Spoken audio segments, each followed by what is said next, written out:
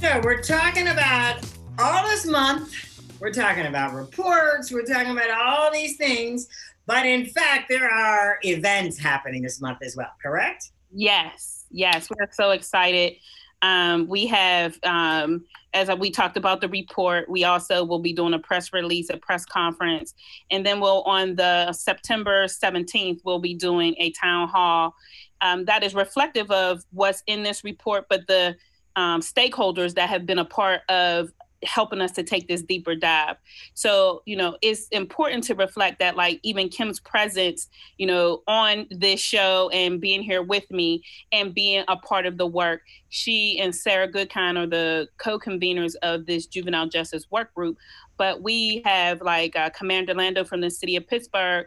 We have invited the DA's office. We invited principals. We invited Chief Brown from the Pittsburgh Public School Police Department to, try to get some insight as to what they feel the issues are around this data. And so the goal is to have this town hall, and a piece that has been missing is the teachers. And so we have the president of the teachers union coming on because we know that it's not just one entity that needs to be at the table and working to address this issue. It's a collaborative effort. And that's what we have here. So, when people get a chance to see the report, they'll look and see just all the different entities that have been meeting around the issues.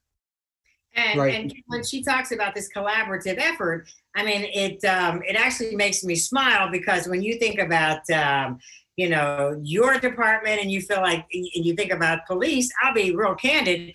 People tend to think of you guys as like the enemy. You know what I mean?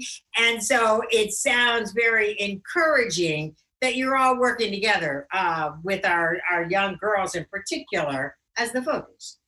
Yeah, and people do. When people hear probation, it's really like the system, how, negative it is. We've been for a long time trying to step up to the plate and be part of the conversation, and particularly in the community around, we don't want kids that we shouldn't have either. We deal with some of the most serious youth out there to make poor decisions along the way. We only want to deal with what we need to deal with, right? The young people that need the help at our level. So when we could collaborate to divert or to support these efforts in the community, that's what we're going to do. Juvenile probation has been long stand looking at this, being able to say, hey, what can we do? We don't always get it right. We're not an expert either, but we have looked at it along the way. Many things we've done have changed. We've been involved in violence and restorative justice for years. So all these things, I think, make us a good partner, with Kathi and with the rest of the community, with education. And I think ultimately the hope here is that when we come up with solutions, can't no one entity do it by themselves. Right. We all have to work together to get it done, and not get bogged down with the fact that we are part of the system, but that we want to make the system better. And how can we do that? And we need each other to do that, no matter how much we may disagree. But some kind of way we got to come together, right, to come up with viable solutions. We got to meet each other halfway at minimum. So it's not really an all or nothing. I mean, just like there's a bad teacher, there might be a bad probation officer, but ultimately, we got to push forward and make the best of it. See what we can do to collaborate, work it out. Absolutely. And then, Kathi, one of the other things that's going to happen is there's going to be a very special event. You're giving out community awards. I mean, there is a celebratory part of it as well. Yeah, so let me, get that in quickly. So the week of the summit, so usually we're in person, but because of COVID, it's going to be virtual. But we will have a kickoff on September 21st, and it's going to be right here on the north side in the front of our building, where we are going to just pass out some of the registration information. We have some swag bags that have the book of our keynote speaker, as well as some other items around self-care. But then we also want to take time, Pittsburgh Public Schools will be having a hearing that evening also around police reform and the proposal that has been put forward. And so we want to rally to say we support, just addressing and making Black Lives Matter in schools. And then Tuesday, we are having a watch event of Centoya Brown Long. She is our keynote address, and she is a young lady at the age of 16, was incarcerated after killing her John, somebody that had picked her up, because the whole theme of the summit is around gender-based violence. And we want to bring awareness to sex trafficking, especially around our Black girls, because our Black girls, are missing. And, I just want to take it back a little bit and bring my mom into this space, that a lot of people remember my mom for being on TV. But what I don't think that they remember is she oftentimes was looking for girls who had ran away or had been missing. And that doesn't happen anymore. And I would my staff just sent me something that was on the news yesterday about 32, 35 girls found in Atlanta in its house.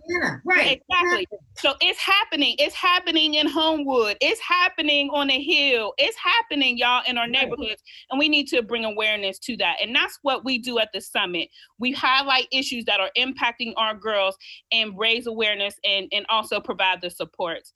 And then on Wednesday, that's our award ceremony, where we are going to be honoring 5 amazing women in one organization to, just for their support and their continued efforts to support women and girls in our area. And then on Thursday and Friday, it's our 2-day virtual summit. As I said, on Thursday, Centoya Brown Long will be our keynote. And there are, many different workshops that will help people have a better understanding of what's happening with girls, and specifically Black girls. And we are intentional about raising awareness about Black girls, because they are the ones that are often forgotten and overrepresented in these systems.